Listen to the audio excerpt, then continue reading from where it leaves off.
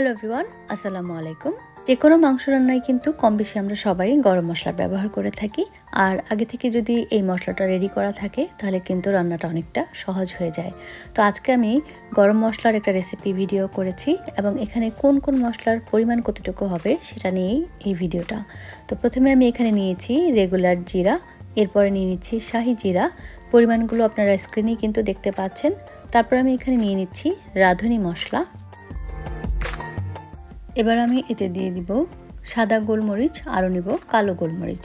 আপনারা চাইলে শুধু সাদা অথবা শুধু কালো গোলমরিচও নিতে পারেন, তবে কালো গোলমরিচের ঝালটা অনেক বেশি হয়, সেজন্য আমি কিন্তু দুইটা মিক্স করে দিয়েছি। এখন দিয়ে দিচ্ছি কাবাব চিনি। কাবাব চিনি আর কালো গোলমরিচ দেখতে একই রকম, শুধু একটাই পার্থক্য আমি সেটা এখানে দেখিয়ে দিচ্ছি। কাবাব চিনিতে এরকম চিকন একটা ডাটার মতো থাকে, আর যে কোনো মাংস রান্নায় অথবা কাবাব বানানোর জন্য গরম মশলা যদি এই কাবাব চিনির ব্যবহার করা হয় তাহলে কিন্তু সেটার টেস্ট অনেক বেশি ভালো আসে। এবার দিচ্ছি লং বা লবঙ্গ। আর লবঙ্গের স্মেল বা টেস্ট দুটাই কিন্তু খুবই কড়া হয়ে থাকে, এটারও পরিমাণটা কিন্তু একটু বুঝে শুনে দিতে হবে, বেশি হয়ে গেলে খাবারের টেস্টটা কিন্তু নষ্ট হয়ে যাবে। আরও নিয়েছি আস্ত কিছু ধনিয়া। এবার এই মশলাগুলোকে একটা বাটিতে রেখে দিচ্ছি, আর পরে আমি এগুলাকে একটা ফ্রাই প্যানে একটু ঠেলে নিব বা ভেজে নিব। তো এখানে যে মশলাগুলো নিয়েছি এগুলা মোটামুটি একই সময় ভাজা হবে, সেজন্য এগুলাকে আলাদা করে রেখেছি। আর এখানে যে মশলাগুলো নিব এগুলো ভাজার টাইমটা কিন্তু একটু বেশি লাগবে, তো সেজন্য এগুলোকেও আলাদা করে নিচ্ছি। তো এখানে নিয়েছি আমি দারচিনি, আরও নিচ্ছি সবুজ এলাচ বা ছোট এলাচ। দারচিনির পরিমাণের চেয়ে এলাচের পরিমাণটা কিন্তু অর্ধেক হবে। এখন এখানে নিচ্ছি আমি জায়ফল। জায়ফলটা নিয়েছি আমি অর্ধেক, মানে একটা জায়ফলের অর্ধেক টুকরা করে নিয়েছি, আর জয়ত্রী নিয়েছি একটা। এবার নিচ্ছি কালো এলাচ বা বড় এলাচ একটি। আর কালো এলাচের ভেতরের যে অংশটা সেটাতেই কিন্তু এটার ফ্লেভারটা থাকে, তো খোসাটা আমি ফেলে দিব আর ভেতরের অংশটা এখানে নিয়ে নিচ্ছি।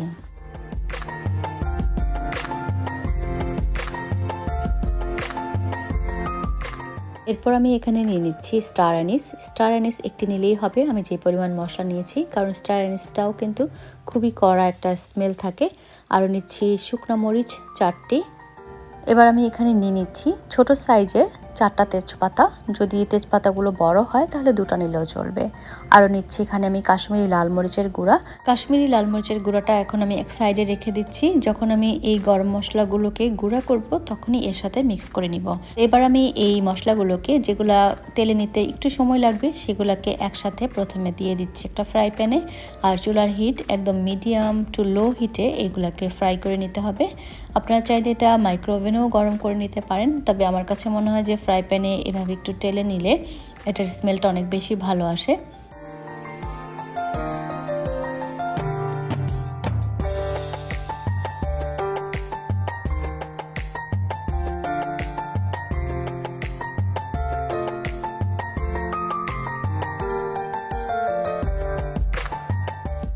মশলাগুলোকে প্রায় 7-8 মিনিট এভাবে ভেজে নেওয়ার পরে যখন এটার কালার কিছুটা চেঞ্জ হয়ে আসবে এবং খুব সুন্দর একটা স্মেল বের হবে, তখন এই মশলাগুলোকে আমি চুলা থেকে নামিয়ে রেখে দিচ্ছি। আর বাকি যে মশলাগুলো ছিল এগুলো একইভাবে আমি ভেজে নিচ্ছি।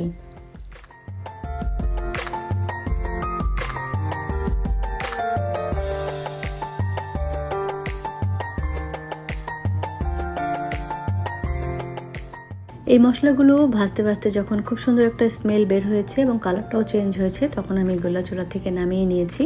আর মশলাগুলোকে 2 ভাগে ভেজে নেওয়ার একটাই কারণ ছিল, কারণ সবগুলো মশলা ভাজার সময় একরকম না, যার জন্য একসাথে ভাজতে গেলে কিছু মশলা পুড়ে যাওয়ার সম্ভাবনা থাকে। তো মশলাগুলো হালকা যখন ঠান্ডা হয়ে আসবে তখন আমি এগুলাকে গুঁড়া করে নেব একটা গ্রাইন্ডারে। আপনারা চাইলে এটা পাটায়ও পিষে নিতে পারেন, শুকনো পাটায় এটাকে গুঁড়া করে নিতে পারেন।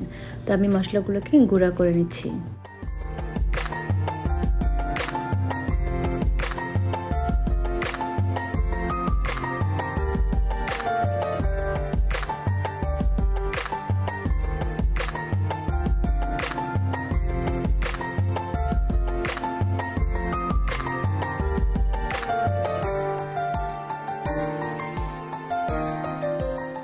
সবগুলো মশলা গুঁড়া করা হয়ে গেলে এখন আমি একটা স্ট্রেইনারে করে এগুলাকে একটু চেলে নিচ্ছি। এরপর আমি এখানে দিয়ে দিচ্ছি কাশ্মীরি লাল মরিচের গুঁড়া।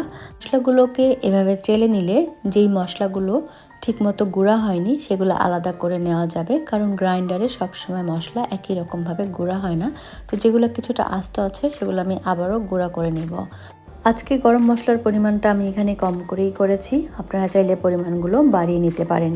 নর্মালি আমি গরম মশলা এমনভাবে করি যাতে আমার সেটা 15 থেকে 20 দিনের মধ্যে শেষ হয়ে যায়। খুব বেশি লম্বা সময় ধরে গরম মশলা করে রেখে দিলে সেটার যে সুন্দর একটা ঘ্রাণ থাকে সেটা কিন্তু অনেকটাই কমে যায়।